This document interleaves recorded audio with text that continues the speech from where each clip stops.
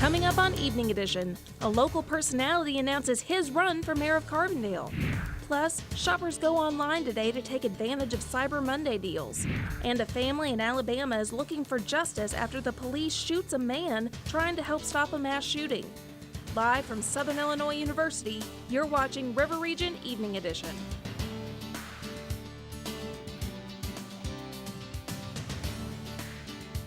The man behind WTF Carbondale is now running for mayor. Good evening, I'm Jacob Gordon. And I'm Devin Dom. 2 years ago, Nathan Colombo took over the WTF Carbondale Facebook, but he is now setting his sights on a new goal, to be the next mayor of Carbondale. Earlier today, he announced his candidacy for mayor at the Carbondale Civic Center. Colombo says he asked for access to the Facebook page when Little Egypt Beer allegedly crusaded against the food and beverage tax passed by the city council. Today, Colombo plans to maintain the page as a way to encourage residential feedback. In the new Carbondale, if we are going to eat, we must all have a seat at the table. This means residents must be engaged, voices must be heard, and seats must be made at the table for those willing to take on the tasks of citizenry. If 5 or more candidates file for mayor, the primary elections will be on February 26th. But if only Colombo and incumbent Mayor Mike Henry run for the position, the election will be on April 2nd. Those nominating petitions for Carbondale mayor were due by 5 p.m. today. And the filing period for Carbondale City Council seat also wrapped up tonight. As of this afternoon, 5 people had submitted their petitions. Current Councilman Thomas Grant, Navreet Kong, and Adam Lowe's all filed petitions on the 19th of this month. Former Councilman Lee Fronabarger and Carbondale resident Mark Challen will also be on the ballot. That election will take place on April 2nd of next year. Illinois State Police District 19 released the results of an occupant restraint enforcement patrol, also known as ORP, held in Wabash and Edwards counties during the month of November. State Police provided extra patrol coverage focused on making sure that all occupants were buckled up. 13 seatbelt citations and 13 written warnings were issued. State Police continue to remind drivers that lives can be simply saved if people simply buckle up. And in Franklin County, they want to remind you that a new seatbelt law that will take effect at the beginning of the year.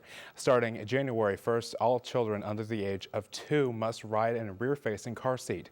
The car seat must be provided by a parent or guardian, and the driver is responsible for buckling up all children under the age of 8. The city of Carbondale is excited to announce its first holiday lights display contest. The city wants you to share your holiday lights display on Explore Carbondale's Facebook page now through December 17th. The winner will receive a special holiday yard sign and a $50 gift card to Ace Hardware. For more information about the contest, you're asked to call Carbondale Public Relations Officer Amy Fox at the number on your screen. The Marine Corps League and Shawnee Detachment Number 812 have announced they will have a new home for Toys for Tots distribution thanks to the city of Carbondale. The city has leased an old public works facility located in the 600 block of East College Street. The site will be used as a hub for toy distribution for the next 10 years. The move gives Toys for Tots a place to grow so that they can serve more underprivileged children in the years to come. Well, Devin, it was a cold and blustery day across the river region. Yes, it was. It was hazy and gross, and I hope that it gets better. Let's go see Zach and see what he has to say about the weather. You guys are right. It was a cold and very blustery day throughout the region, and it's not going to get much warmer tonight. We can see we have temperatures of about 25 degrees with some clearing up skies, but tomorrow morning, not going to get much warmer, 22. And as we go throughout the day, it's not even going to get much warmer past that. So we do have some cold coming in. It's going to get even colder tomorrow night, but I'll tell you all about that, plus the strong winds and the higher temperatures, plus a chance of rain that's going to come up in my 5-day forecast tomorrow when we come back. Back to you, Devin. Thanks, Zach. Now, don't worry if you missed out on Black Friday because Cyber Monday is today. The day just keeps getting bigger with the numbers for online sales. Some stores on Black Friday totaled billions of dollars according to the projections of MasterCard. Though some shoppers believe Cyber Monday is better when it comes to any type of shopping. It's just a lot more comfortable and a lot more relaxing for me to not have the stress of thousands of people trying to get in one store at the same time and the lines and waiting. And there's still time to make a purchase if you haven't yet. Just be sure to order before midnight. And with the holiday shopping in full swing, you may be tempted to splurge, but according to the experts, overspending when you get to the store may not be entirely your fault. Kim Hutcherson explains how stores can use mind games to get you to open your wallet. We may sit down and make a holiday budget full of determination to stick to our priorities. But if those good intentions go down the drain, it might not be your fault. As holiday shopping revs into full gear, here's a look at some of the tricks companies play to get you to buy more. Number 1, putting out alluring scents. Research shows shoppers tend to purchase more premium products in stores with warm scents like vanilla and cinnamon. Number 2, mood music. Research suggests music and background noise may influence shopping habits. A study out of Beijing found shoppers in stores with fast-paced music were more likely to make impulse purchases. Number 3, grouping. Products placed together like a set seem to make shoppers more willing to impulsively buy the items in the display, even if they don't need them. And beware, these tricks aren't limited to brick-and-mortar stores. Online retailers use technology to track your spending habits so they can tailor their advertising with items curated specifically for you. And Amazon has high hopes of delivering big sales this Cyber Monday, but some people see today as an opportunity to protest the company. Protesters gathered at an Amazon store in New York to oppose the new headquarters being built in Long Island City. The group's Facebook post says the heartbeat of Queens is the working class and immigrants, not billionaires. Protesters are also concerned Amazon's presence will displace existing residents. And ahead on Evening Edition, millions are affected by grounded flights from the snowstorms across the country. Plus, dozens of migrants are being arrested along the U.S.-Mexican border. You're watching Evening Edition at 5.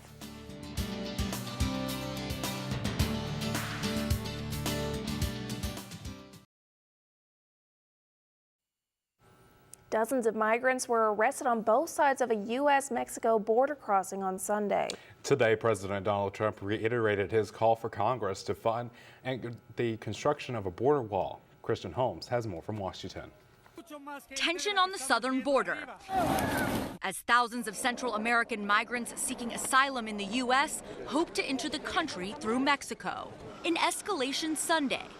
Border Patrol agents firing tear gas at migrants, including women and children, after a protest devolved into chaos. Wow! Hundreds of migrants overwhelming Mexican police and blockades, attempting to enter the country illegally. The group immediately started throwing rocks and debris at our agents, taunting the agents, and we had 2 or 3 agents at a time initially facing hundreds of people at a time.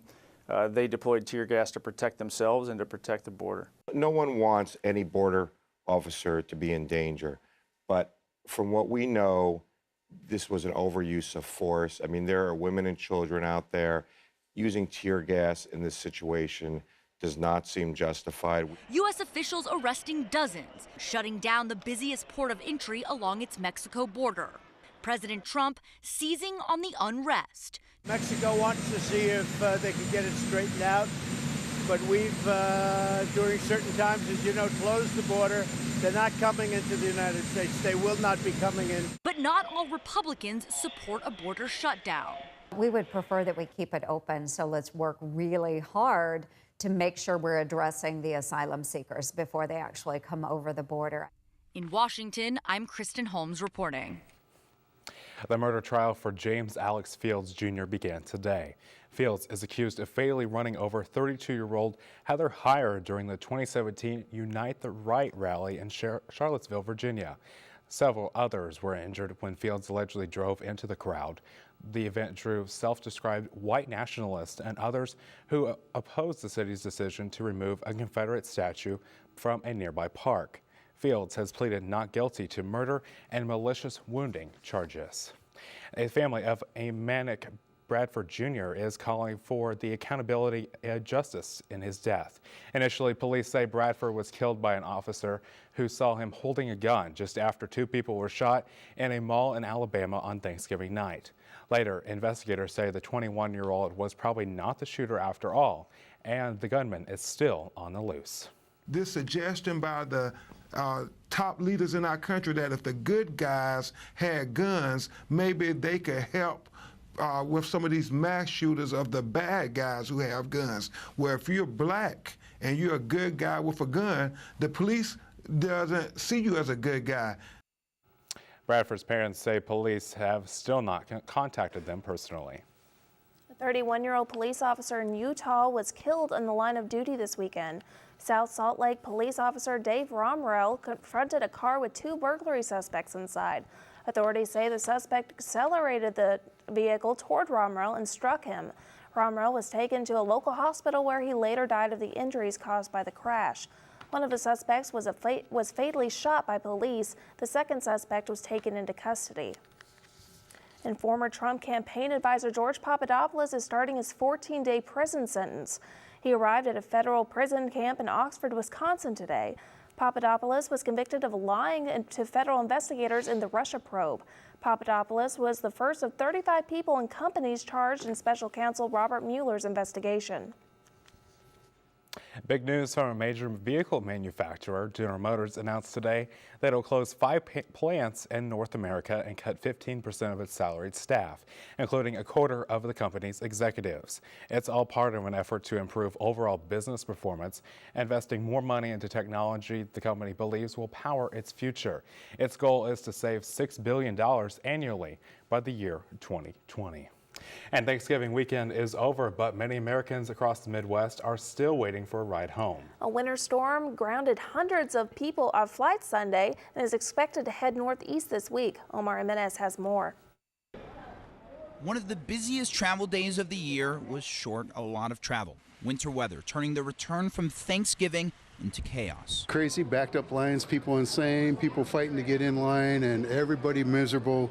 And the flight attendants and the ticket agents, bless their heart, they're trying, but they're miserable too. At one point, more than 10 million people across the Midwest faced blizzard warnings. And on Sunday, more than 1,500 flights were canceled, with delays to more than 5,000, the vast majority in Kansas City and Chicago. I want to call on everybody to be extremely neighborly, to check on anybody who is physically impaired in any way, or anybody that's obviously facing their own health challenges at this moment.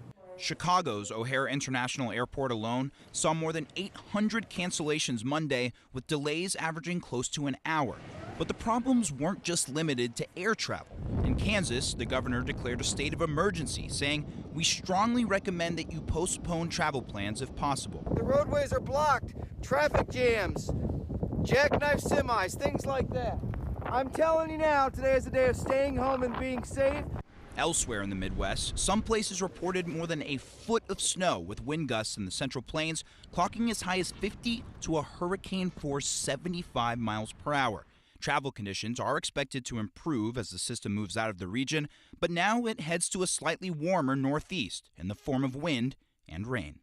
I'm Omar Jimenez. It was a cold and windy day across the river region today. Zach Morris has your forecast next. But first, on Wall Street, stocks into the day with positive results. The Nightly Business Report has more coming up next at 5:30.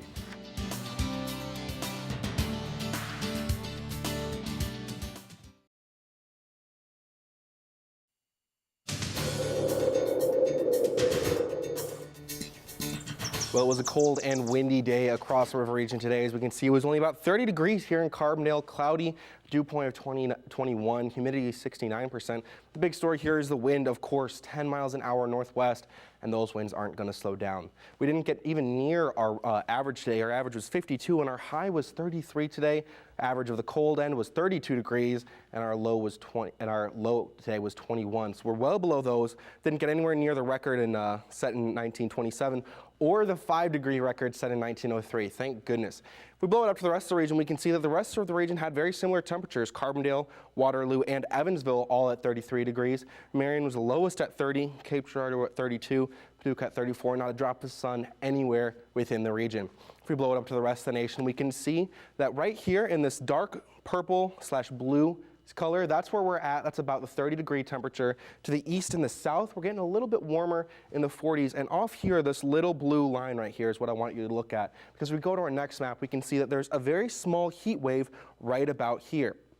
That's going to go this way down into the region in the next couple of days. It's going to really warm us up by Wednesday, Thursday, Friday, and Saturday. So we're going to start seeing that, which I'm really excited for. If we keep going, tonight, will be cloudy with still formidable winds, northwest at 9 miles an hour, and the sun has already set by now. 4:39 p.m. is when that happened. Bus stop tomorrow morning, it's going to be cold for the kids, 22 degrees, partly cloudy, and 8 miles an hour wind. So it's going to be cold, windy, definitely going to want to send them out there with all of their cold weather gear. If we go on to tomorrow, it's going to stay about 32 degrees, partly cloudy with even more strong winds, 12 miles an hour, nothing to shake a stick at. If we go to tomorrow night, we can see it's going to drop all the way down to 18 degrees. Temperatures are plunging. It's going to be a clear night though, and the winds are going to die down a little bit. But the next big story is this. As we can see in the future, we're going to get warm temperatures. 56 degrees on Thursday, 58 on Friday, and 62 on Saturday. Now on Friday, we will be experiencing some scattered thunderstorms throughout the region, and on Saturday, it should be the morning that's mostly the rainy bit, not so much in the afternoon, but we can see temperatures are definitely going up. We're going to get rid of this little cold snap that we're in, and that heat wave coming from the east around the Rocky Mountains, or from the west, excuse me, is really going to start to show us some better weather. Yeah, so it's at least we're getting some heat coming on later on this week, but those rain clouds and everything, they don't look great, happy. but we could be in Chicago right now and have snow like crazy. It could be so much worse, yes. Yeah. So, like, I'm glad that we're not facing the same kind of temperatures and the snow that we saw last week, or the week before. That was a little bit much. So it was a lot to handle. yeah. So well, thank you, Zach. You bet. Thanks. And NASA's InSight lander reached Mars earlier today, and mission control erupted with pride. The device launched on May 5th and is designed to look at the red planet. It will examine the inner structure of Mars to help answer questions about the solar system. Scientists say they hope to understand the formation and evolution of Mars and other planets. InSight will gather information useful and preparing for human exploration of Mars. NASA says the InSight mission will last 2 years. And now here's Ryan Davis with a preview of what's coming up next in sports. Ryan? Coming up in sports, we have a big staff change at Saluki Athletics. And both basketball teams were in Sin City over the weekend. This and more on River Region Evening Edition.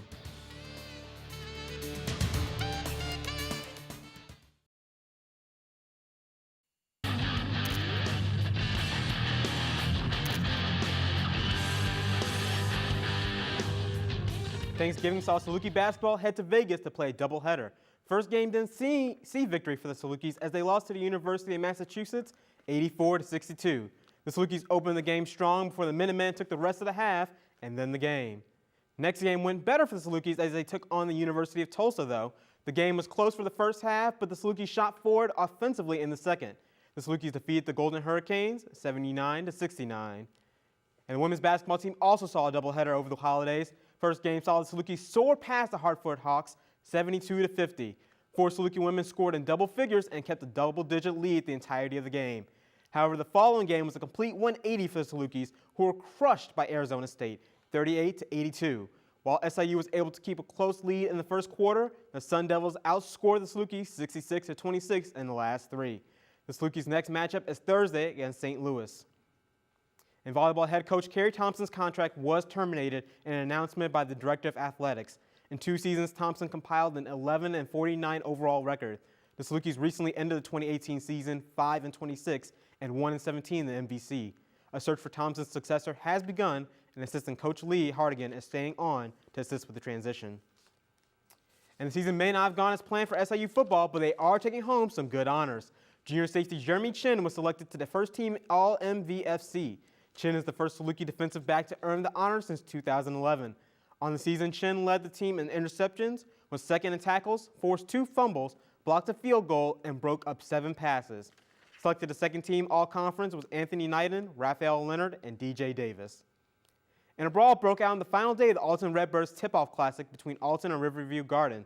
The fight broke out late in the third quarter due to a technical foul against the Riverview Garden player that prompted his ejection from the game. The fight began in the court and moved into the stands as some players engaged in fights with fans. Officials canceled the rest of the Classic and issued forfeit wins to Carbondale and Ridenour. And I also just want to say before we head off, happy birthday to my dad. It's his 51st birthday, and I'm really happy to just, he's my coach in sports, so. Yeah, happy birthday to him. Pretty cool. Happy birthday, Ryan's dad. Yeah. All right. Thank you, Ryan. Thanks, Ryan. And we're going to see a warm up later in the week. Zach has the final check of your forecast next. But first, as we head to break, be sure to follow us on social media at River Region News and check out our website for more local content. We'll be right back.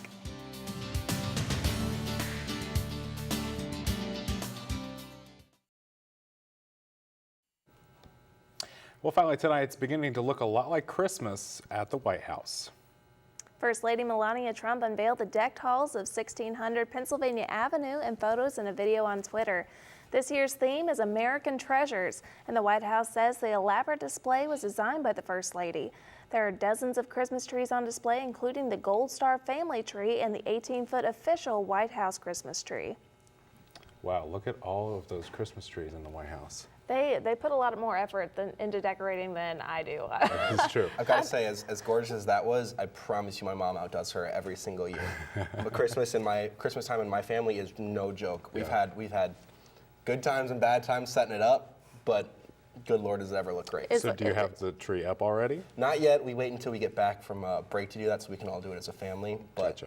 It's going to be another great year. It's like the Zach Warris house, the brightest house on the block. It's the inside. It's the inside. Yeah, it's we don't the have inside. any exterior lights, but the inside is warm and cozy. So how's that weather going to be, Zach? Well, the weather's actually going to be pretty great. If you like heat, if you like rain, maybe not as great. Yeah. We're going to heat up later in the week, as we can see. Tuesday's our last really cold day. Wednesday, it's going to be 40s, going all the way up from there. But as we can see, we have scattered thunderstorms on Friday and morning showers on Saturday. But you can't shake a stick at those highs. 58, 60, 62, and 56 on Wednesday. So yeah, better to have warm rain instead of cold rain. Exactly. I'd rather have warm rain than freezing rain too. Exactly. Very, very true. Very true. Thank you. Thank you. And thank you for joining us tonight. The Nightly Business Report is up next. I'm Jacob Gordon. And I'm Devin Dahm for Zach Warris, Ryan Davis, and all the students who work on Evening Edition. Have a good night.